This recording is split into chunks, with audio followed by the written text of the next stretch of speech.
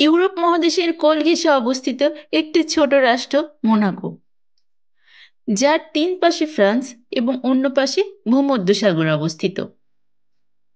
পৃথিবীর দ্বিতীয় ক্ষুদ্রতম রাষ্ট্র মোনাকো, যার আয়তন মাত্র 2 বর্গ কিলোমিটার। মোনাকো বিশ্বের সর্বোচ্চ জনবহুল রাষ্ট্র, জনসংখ্যা 38,000-এর মতো, যাদের অধিকাংশই আবার কোটিপতি বা মিলিয়নিয়ার।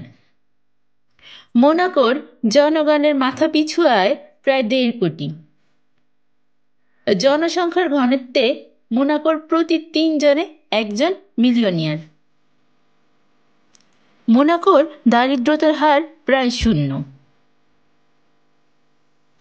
দেশটি ছোট হলেও অর্থশালীদের জন্য এখানে রয়েছে ভরপুর বিনোদন। এখানে পাবেন বিলাসবহুল ইয়ট এবং ক্যাসিনো। বিখ্যাত ক্যাসিনো মন্টি কার্লো মোনাকোতেই অবস্থিত। কিন্তু আশ্চর্যের বিষয়, মোনাকোর জনগণের জন্য ক্যাসিনোতে প্রবেশ আইনত নিষেধ। 1993 সালে জাতিসংঘের সদস্যপদ লাভ করে দেশটি। শক্তিশালী কোনো সামরিক বাহিনী না থাকায় সার্বভৌমত্ব এবং পররাষ্ট্রনীতির ক্ষেত্রে অধিকাংশই ফ্রান্সের উপর নির্ভরশীল দেশটি। শাসন ব্যবস্থা হিসেবে সাংবিধানিক রাজতন্ত্র চালু আছে। মোনাকোর বর্তমান শাসকের নাম রাজপুত্র দ্বিতীয় আলবার্ট। দেশটি ছোট হলেও উচ্চ শিক্ষার জন্য একটি বিশ্ববিদ্যালয় এবং একটি ইংরেজি মাধ্যম একাডেমি আছে। মোনাকো দ্বৈত নাগরিকত্ব নীতিতে বিশ্বাসী নয়। কোনো ব্যক্তিকে মোনাকোর পাসপোর্ট পেতে হলে তাকে নিজ দেশের নাগরিকত্ব ত্যাগ করতে হবে।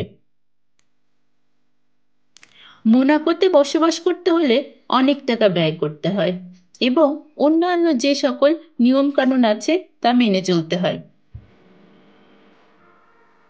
পর্যটন শিল্পই দেশটির অর্থনীতির প্রধান চালিকা শক্তি।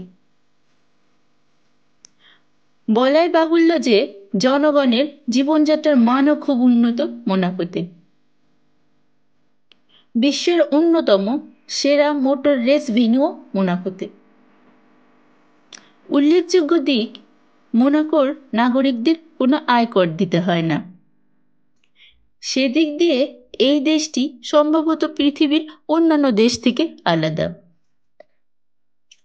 যেহেতু আয়কর দিতে হয় না, তাই বিশ্বের অনেক ধনী এখানে তাদের সম্পদ লুকিয়ে রাখেন।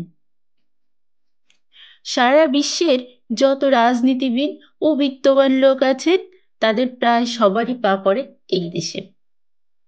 ভিডিওটি দেখার জন্য আপনাকে ধন্যবাদ।